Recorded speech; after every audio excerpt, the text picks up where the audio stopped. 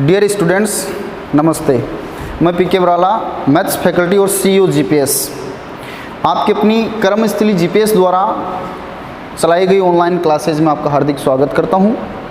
देखिए बेटा, अभी फ़िलहाल अपन सब घर पे हैं, तो एक समय का सदुपयोग कर सके इसके लिए अपनी जीपीएस स्कूल लेके आई है ऑनलाइन क्लास सिस्टम। इसमें आपको घर बैठे पूरा कोर्स आपका स्टार्ट करवाया जाएगा, जिसमें अपन अपने सब्जेक्ट मैथ की बात करते हैं और उसमें अपने चैप्टर नंबर 13 स्टार्ट कर रखा था। 13.2 तक की एक्सरसाइज अपनी कंप्लीट हो गई थी। अब अपन आज ले रहे हैं 13.3 की एक्सरसाइज 13.3। यह दो सदिशों का सदिश गुणनफल, वेक्टर और cross product of two vectors. देखना है ध्यान से, अपने 13.2 में लिया था दो सदिशों का अदिश गुणनफल, यानी अपन ले तो दो सदिश राशि रहे थे, बट उनका गुणा करने के बावजूद जो मान आ रहा था वो एक अदिश राशि आ रहा था, तो अपन उसको बोल रहे थे दो सदिश लिए हैं, गुणा करने पर मान अदिश आया है, तो इसका मतलब दो सदिशों का अदिश गुणनफल आया है।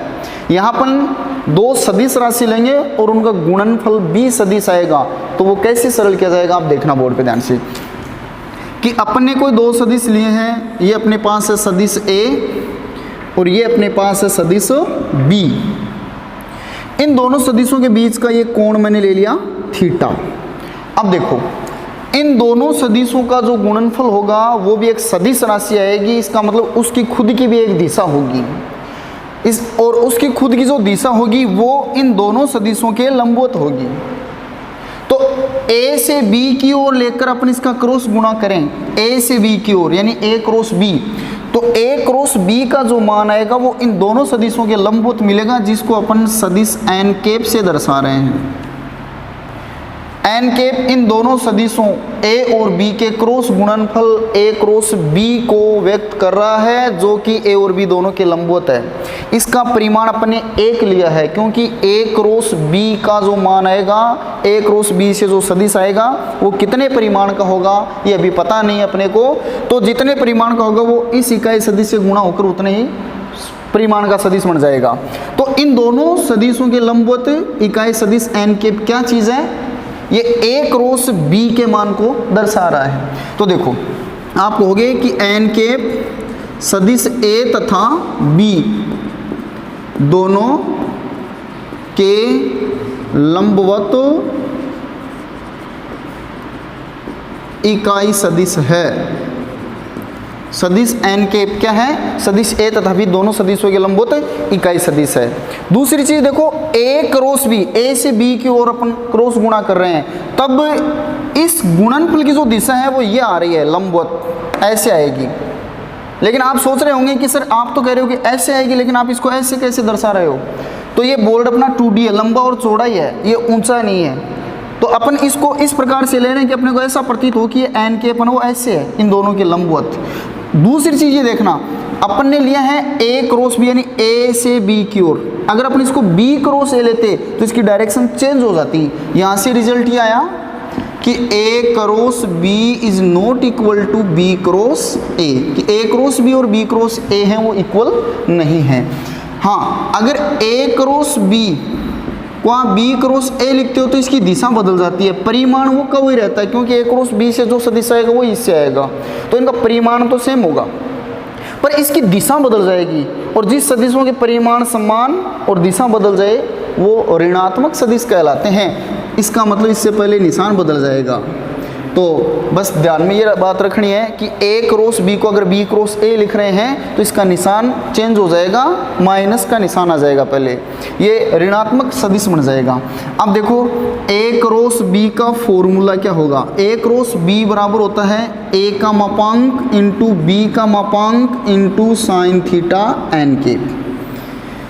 A क्रॉस B बराबर होता है A का मापांक इंटू B का मापांक into sine theta n cap. A का मापांक जो सदिश A दिया गया उसका परिमाण है, B का मापांक जो सदिश B दिया गया उसका परिमाण है, थीटा इन दोनों सदिशों के बीच का कोण है, और n कैप क्या चीज़ है, n कैप इन दोनों के लंबवत इकाई सदिश है। ध्यान से देखना बेटा, अगर अपने को सिर्फ सदिश A का परिमाण और B का परिमाण तथा इनके बीच का कोण थीटा दिया गया हो, उस सिचुएशन में अपने पास देखो मान क्या आएगा। मैंने बोला है कि A का परिमाण, B का परिमाण और इनके बीच का कोण थीटा का ही मान दिया गया हो, तब थीटा का मान यहाँ लिख के साइन के पदों में सरल करेंगे तो एक संख्या आएगी, इससे एक संख्या आएगी, इससे एक संख्या आएगी, और इन तीनों संख्याओं को गुणा करने पर भी केवल एक संख्या आएगी, वो इस a क्रॉस b का परिमाण आएगा अपने पास। ठीक है, तो देखो ये सदिश गुणनफल का पहला तरीका हो गया कि अगर अपने को दो सदिश दिए गए हैं, कोई a और b, अगर अपने को कोई a और b दो सदिश दिए गए हैं, उन दोनों के परिमाण और उनके बीच का कोण दे दिया जाए, तब अपन उनका क्रॉस गुणनफल a का मापांक इंटू b का मापांक into sine theta n cap के फॉर्मूले से ज्ञात कर लेंगे। और एक दूसरा तरीका और है, वो अपन अभी देखते हैं कि अगर इन दोनों की स्थिति सदिश दिए जाए तब अपन इनका सदिश गुणनफल कैसे करें, तो वो बताएंगे। देखो अब इस फॉर्मूले से अपन ज्ञात करते हैं साइन थीटा का मान, और साइन थीटा क्या है, थीटा है इन दोनों सदिशों के बीच का कोण। तो यहां अपन लेते हैं कि दो सदिशों a तथा b के मध्य कोण सदिश विधि से साइन थीटा बराबर a क्रॉस b का मापांक बटा a का मापांक इंटू b का मापांक होगा। साइन थीटा बराबर, देखो ये रहा sine theta, a cross b का मापांक इस साइड में पहले से ही है, a का मापांक और b का मापांक इस साइड में आते ही बटा में आ जाएगा, और साइन थीटा बराबर ये मान बन जाएगा अपने पास। ये है दो सदिशों के मध्य का कोण सदिश विधि से ज्ञात करने का फॉर्मूला।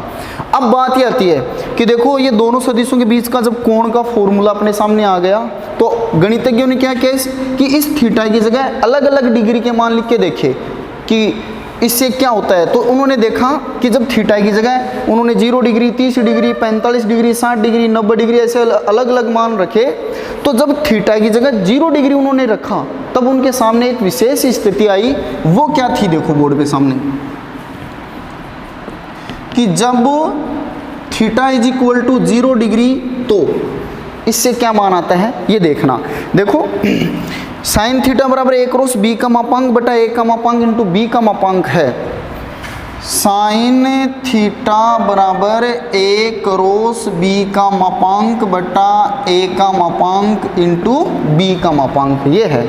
अगर अपन इस थीटा की जगह मान 0 डिग्री लिखेंगे तो साइन 0 डिग्री, इसकी जगह 0 डिग्री लिखते ही साइन 0 डिग्री का मान क्या हो जाएगा, 0। इसकी जगह 0 आते ही ये मान, ये पूरा मान यहाँ आएगा, 0 से गुणा होगा, क्या हो जाएगा 0।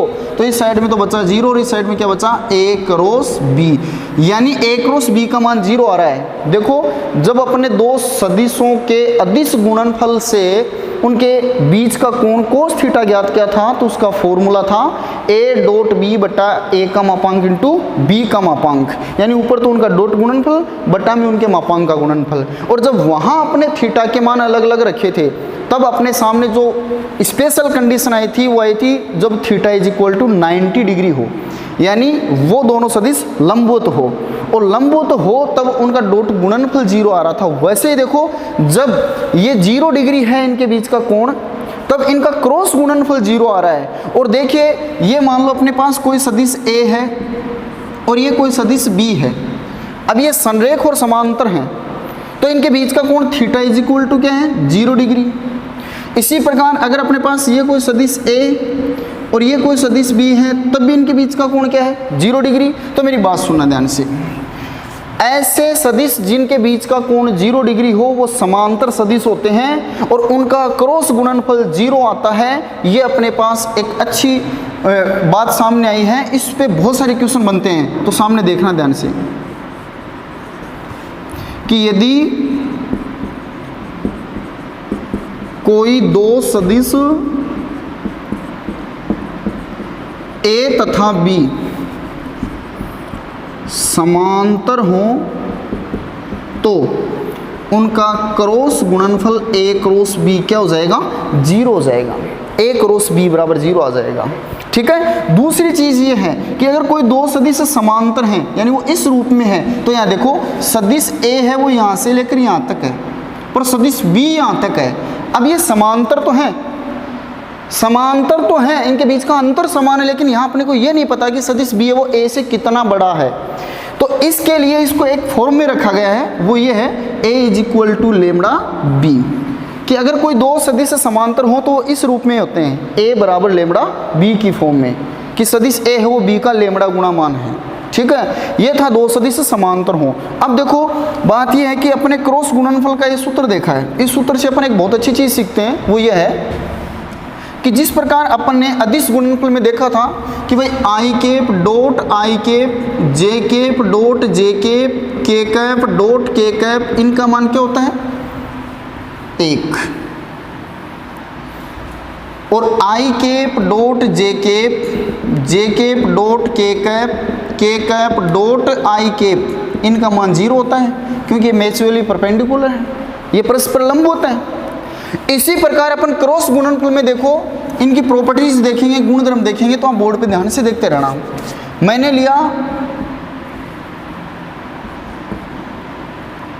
a क्रॉस a, किसी भी सदिश का खुद के साथ क्रॉस गुणनफल, बताओ यहाँ जो सदिश है वो का वो यहाँ है a क्रॉस a, तो यहाँ इसका मान ज्ञात करना है। यहाँ थीटा का मान क्या है 0 डिग्री, और यहाँ थीटा का मान 0 डिग्री, तो देखो a क्रॉस a बराबर a का मापांक इंटू a का मापांक, दूसरा सदिश भी a है, इंटू साइन थीटा, थीटा का मान 0 डिग्री है।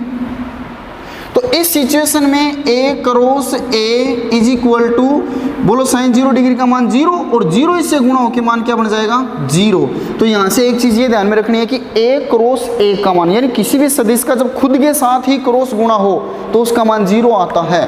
किसी भी सदिश का खुद के साथ जब क्रॉस गुणनफल हो तो उसका मान क्या आता है 0। दूसरी चीज़ देखो, तो बताओ यहाँ से आई कैप क्रॉस आई कैप, जे कैप क्रॉस जे कैप, और के कैप क्रॉस के कैप, इन सब का मान क्या हो जाएगा 0। खुद के साथ क्रॉस गुणनफल हो रहा है तो इनके जो बीच में कोण है वो 0 डिग्री का होगा, और 0 डिग्री का होने से इनका मान क्या हो जाएगा 0। दूसरी चीज़ देखो फिर सामने कि आई कैप क्रॉस जे कैप का मान क्या आएगा, आई कैप क्रॉस जे कैप का मान। यहाँ इस सूत्र को देखिए, a क्रॉस b बराबर a का मापांक इंटू b का मापांक इंटू साइन थीटा है। a क्रॉस b बराबर a का मापांक इंटू b का मापांक into sine theta n cap है।